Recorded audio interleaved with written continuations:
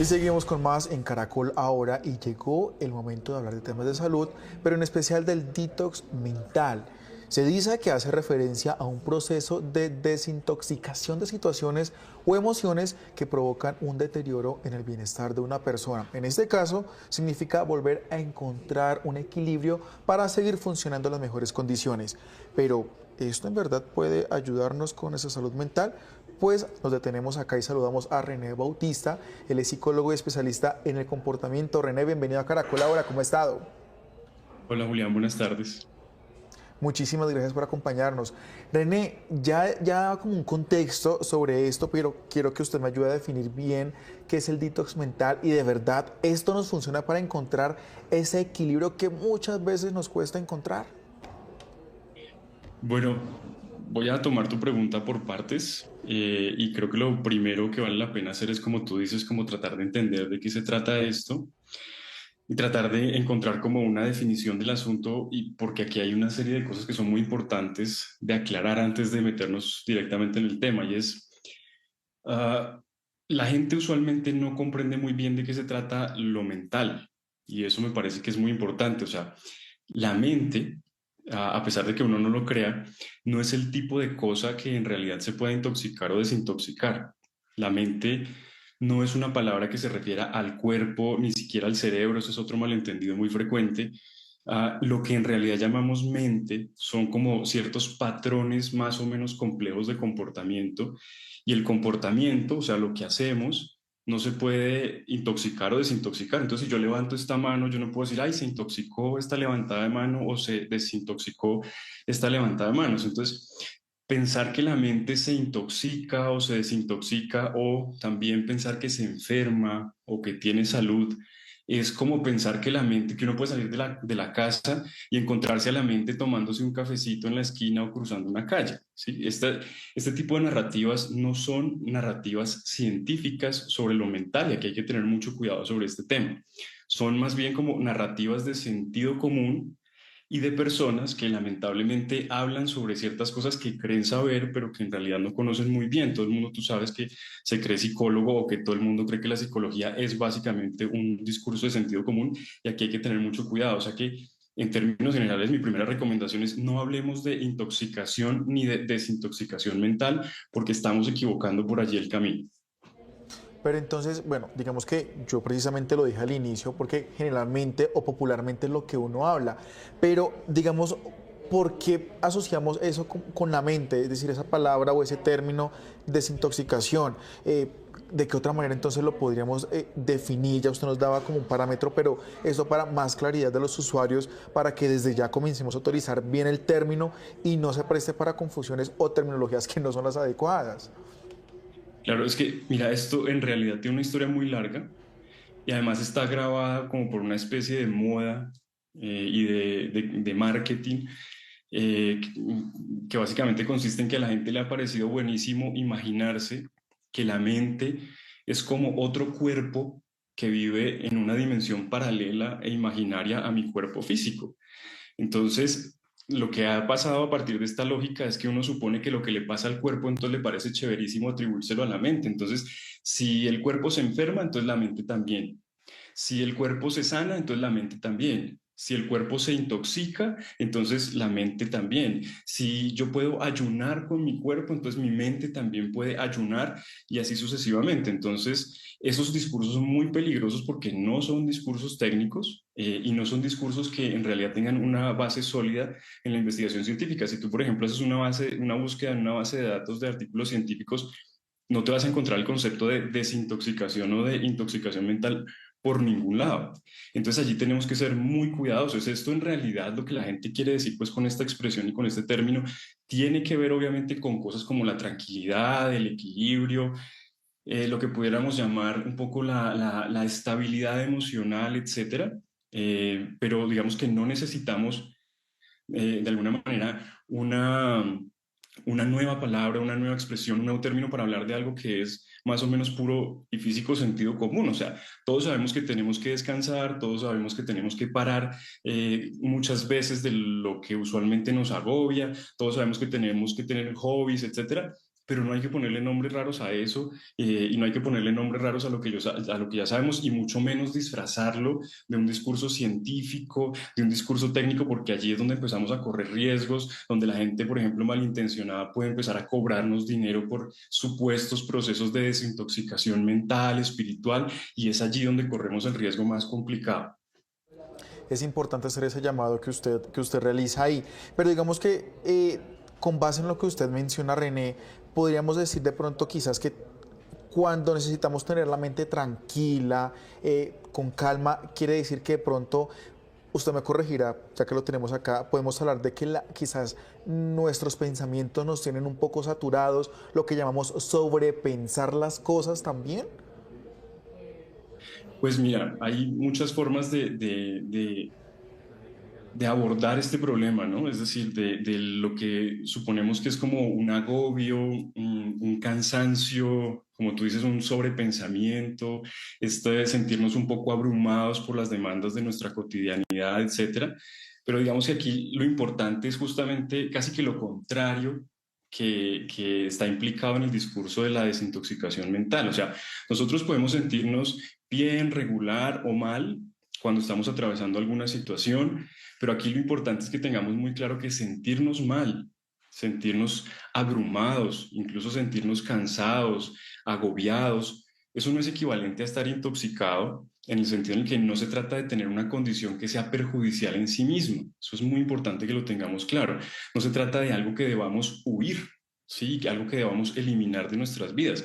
Se trata básicamente de un aspecto de nuestro comportamiento que, como cualquier otro aspecto de nuestro comportamiento, es necesario para que podamos ajustarnos y llevar la vida normal y cotidiana en términos generales. Entonces, sentirnos abrumados, cansados, estresados, ansiosos, incluso puede ser el motivo para cambiar cosas importantes de nuestra vida. Entonces, no se trata de huirle a esto, ni se trata de parar y de desconectarse del mundo, sino por el contrario, se trata fundamentalmente de aprender nuevas formas de hacer las cosas, de adquirir cierto tipo de hábitos, cierto tipo de habilidades para relacionarme con los demás, para manejar las demandas de mi vida, etcétera. Entonces, antes que huir, lo que tenemos que hacer es quedarnos y aprender a gestionar este tipo de cosas que aparentemente nos agobian. Si estamos saturados, cansados, agobiados, eso quiere decir que algo importante en nuestra vida está pasando que requiere atención, no desatención.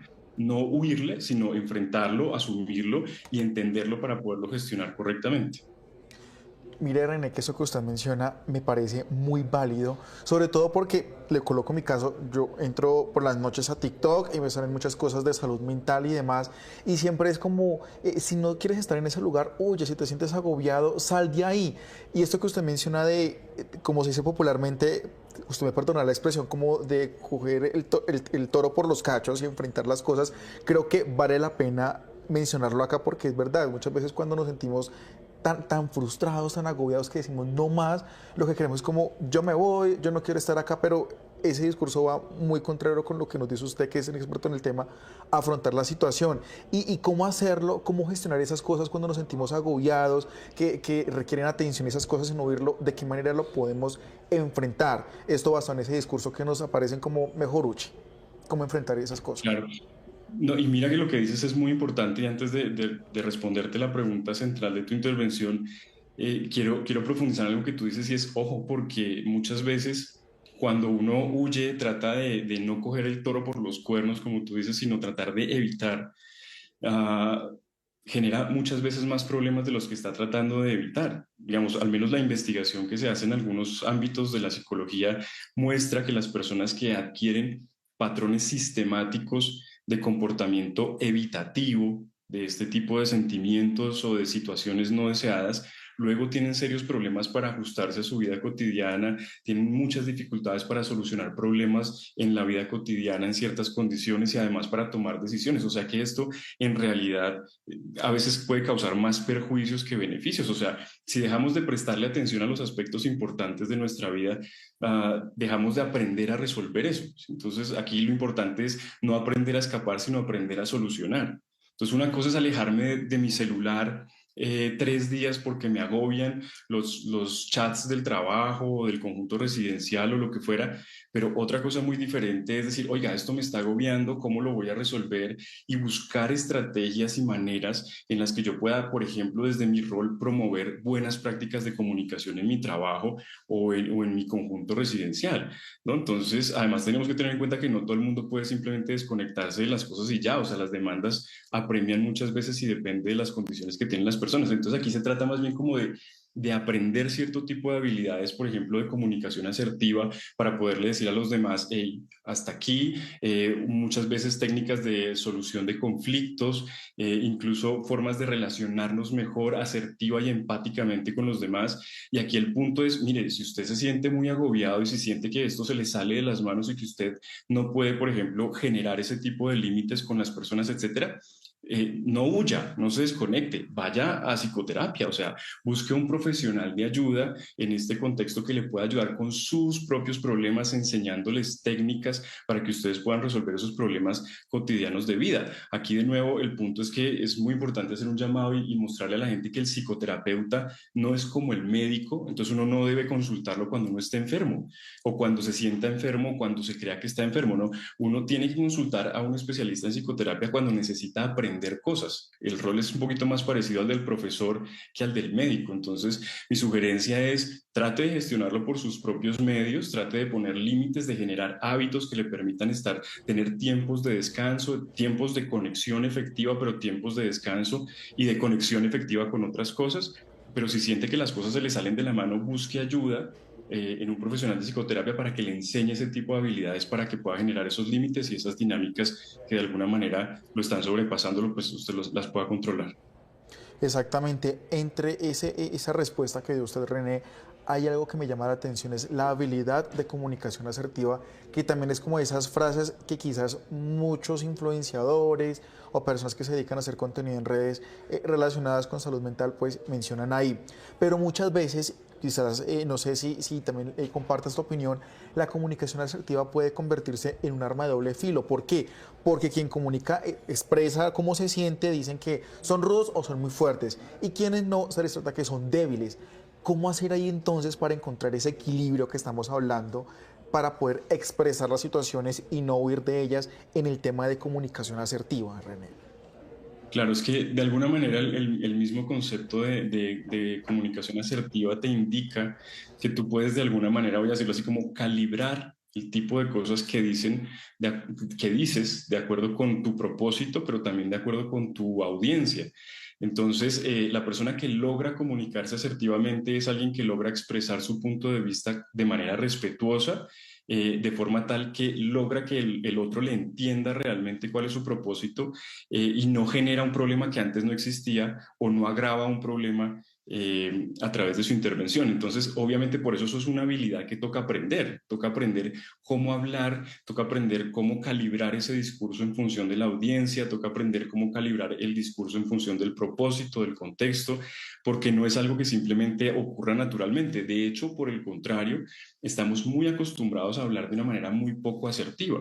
Incluso como tú dices, ¿no? La gente en las redes sociales y en la comunicación cotidiana tiene formas muy poco asertivas de comunicación y muchas de ellas tienen que ver con este asunto. Yo me imagino que tú, por ejemplo, habrás escuchado expresiones como, por ejemplo, esta persona es tóxica, esta relación es tóxica, entonces toca desintoxicarse. Eso en sí mismo es una forma de agredir al otro, ¿sí? Las personas tóxicas y las relaciones tóxicas en realidad no existen, son formas de faltarle al respeto a la gente, y cuando yo me refiero a las otras personas o hablo de las otras personas de esa manera, estoy yendo en contravía justamente de esa lógica de la comunicación asertiva, respetuosa y empática. Qué importante es ampliar estos términos y conocerlos de una manera distinta a como nos hemos acostumbrado, que uno lo ve, por ejemplo, en las redes sociales. Mire lo que pasó acá, estamos aclarando términos y ayudando a despejar dudas. Bueno, ya hablamos de enfrentar las situaciones que nos ayudan a todo esto, de cuando tenemos nuestra mente agobiada, pero quizás también hacer cosas que nos gusten. Por ejemplo, si me gusta ir a la playa, si me gusta ir a la piscina, eso también nos ayuda a tratar de quitar ese agobio, esa frustración que tenemos en nuestra mente. Nos lo dicen siempre los amigos y demás, pero usted que conoce el tema, ¿esto verdaderamente también funciona o contribuye para esto? Claro, es decir, por eso te digo que no vale la pena ir en contra del sentido común, lo que sabemos todos. Lo que no vale la pena es ponerle a esto nombres muy raros como si fuera un concepto científico súper importante, porque no lo es y de pronto por ahí nos meten goles a punta de marketing frente al tema.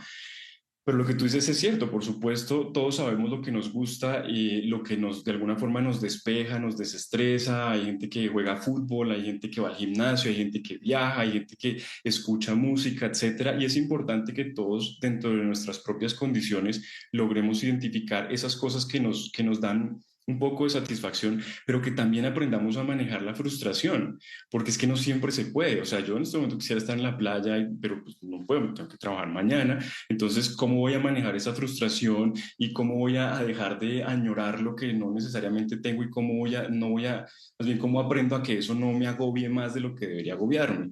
Además, tenemos que tener muy claro que es que no todo el mundo tiene las mismas condiciones. Hay gente que tiene que trabajar, tiene hasta dos trabajos, luego tiene que llegar a ver a sus hijos y cuidar de ellos y atenderlos, además respetuosamente, y tiene que gestionar un montón de cosas de su vida cotidiana.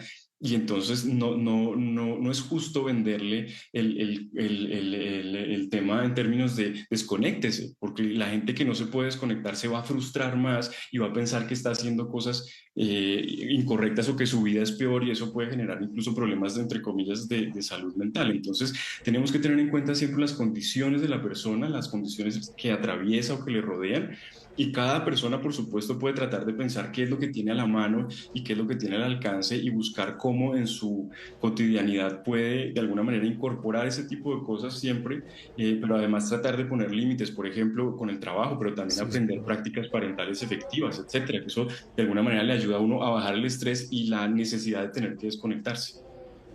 Pues René, muchísimas gracias por acompañarnos este rato aquí en Caracol, ahora despejando esas dudas, aclarando esos términos, pero sobre todo aconsejando y educando en términos de salud mental. Muchísimas gracias y que tenga buen día. Bueno, gracias a ti, Julián, un abrazo.